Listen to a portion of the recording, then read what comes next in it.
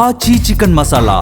ఖమ్మం జిల్లా వెలుగుమట్ల అంశంపై అధికార విపక్షాల మధ్య మాటల యుద్ధం కొనసాగుతోంది. వెలుగుమట్ల బాధితులను పరామర్శించిన బీజేపీ రాష్ట్ర అధ్యక్షుడు రామచంద్రరావు పేదల ఇల్లు కూలగొట్టి ప్రభుత్వం ఏం సాధించిందో చెప్పాలని ప్రశ్నించారు. మూసీ బాధితులకు అండగా హైదరాబాద్లో మూసీ దండయాత్ర నిర్వహించిన కేటీఆర్ రాష్ట్రంలో ప్రజాపాలన కాదు బుల్డోజర్ పాలన నడుస్తోందని ధ్వజమెత్తారు. పేదలను అడ్డుపెట్టుకుని విపక్షాలు చిల్లర రాజకీయం చేశాయని మంత్రి పొంగులేటి శ్రీనివాసరెడ్డి మండిపడ్డారు. ఈ నెల 15 లోపు వెలుగుమట్ల నిర్వాసితులకు స్థలాల పట్టాలతో పాటు ఇందిరమ్మ ఇల్లు అందిస్తామని స్పష్టం చేశారు. 2 ఏళ్లలో కాంగ్రెస్ ప్రభుత్వం కూల్చివేతలు తప్ప కట్టిందేమీ లేదని విపక్షాలు విమర్శించాయి. ఖమ్మం జిల్లా వెలుగుమట్ల భూదాన్ భూముల్లో ఇళ్ల కూల్చివేత, మూసీ పునరుజ్జీవం పేరుతో పేదల్ని ఇబ్బందులు పెడుతున్నారంటూ సర్కార్పై తీవ్రస్థాయిలో ధ్వజమెత్తాయి.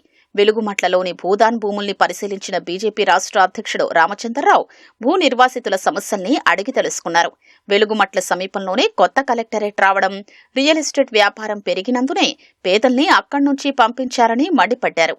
నిలువ నీడ లేకుండా చేశారని, బాధితులు కన్నీటి పర్యంతం కాగా వారికి న్యాయం జరిగే వరకు బీజేపీ అండగా ఉంటుందని స్పష్టం చేశారు.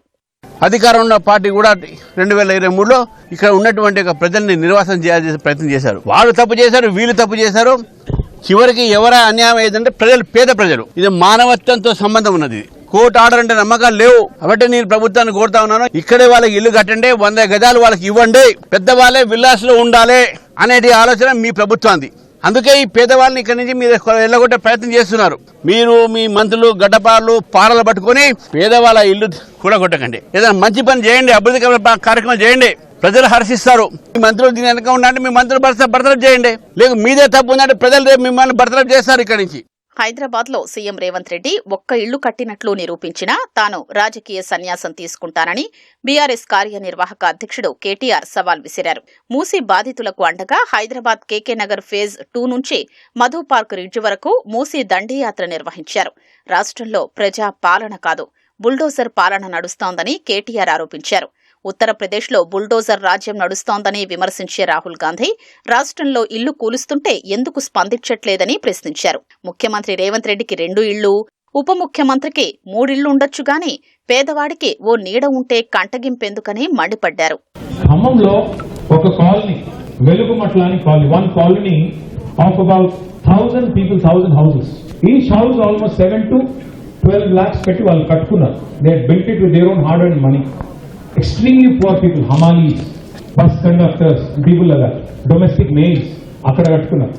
Those houses using 2,500 policemen have been razed and bulldozed. Today I would like to ask Mr. Rahul Gandhi, आप बार-बार संविधान को पकड़ के भाषण देते रहते हो. आप कहते हो कि योगी जी उत्तर प्रदेश में बुलडोजर सरकार चलाते हैं, फिर आपकी सरकार क्या कर रही है यहाँ पे? आप क्यों खामोश हैं? आप यहाँ पे गरीबों की मदद कर रहे हो. రాష్ట్రంలో పేదల్ని అడ్డం పెట్టుకుని ప్రతిపక్షాలు చిల్లర రాజకీయం చేస్తున్నాయని మంత్రి పొంగులేటి శ్రీనివాసరెడ్డి ధ్వజమెత్తారు.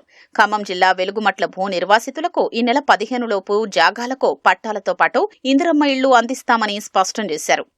గౌరవ ముఖ్యమంత్రి గారి సూచనల మేరకు 15వ తారీఖు లోపు అర్హులైన ప్రతి పేదవాళ్లకి ఇళ్ల స్థలము 5 లక్షల రూపాయల ఇందిరమ్మ ఇళ్లు కూడా శాంక్షన్ చేసి ఆర్డర్లు ఇచ్చి నేనే దగ్గరుండి ముగ్గు పోపిస్తాను.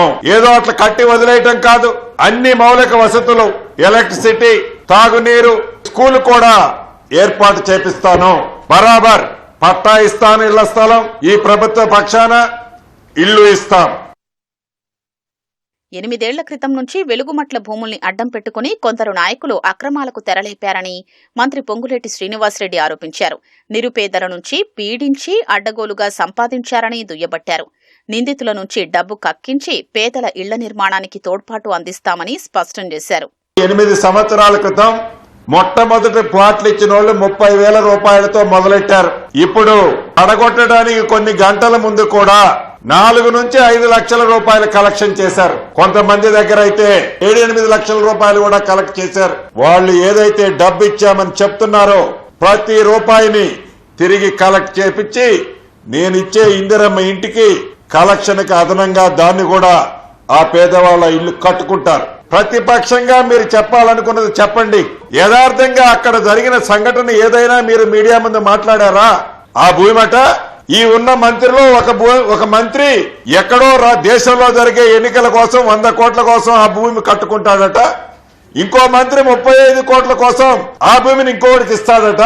సిగ్గుండాలి మాట్లాడటానికి. పేదవాడితోనా మీరు రాజకీయాలు ఆడేది? మీకు నిజంగా రాజకీయాలు ఆడాలంటే గీత గీస్తారండి. ఒక్కొక్కడ పరువు ఏందో, మీ చరిత్ర ఏంటో తీస్తారండి. ప్రతిపక్షాలు చేస్తున్న రాజకీయాలు చూసి ప్రజలు నవ్వుకుంటున్నారని మంత్రి పొంగులేటి ఎద్దేవా చేశారు. ప్రజాప్రభుత్వం పేదలకు అండగా ఉంటుందని స్పష్టం చేశారు.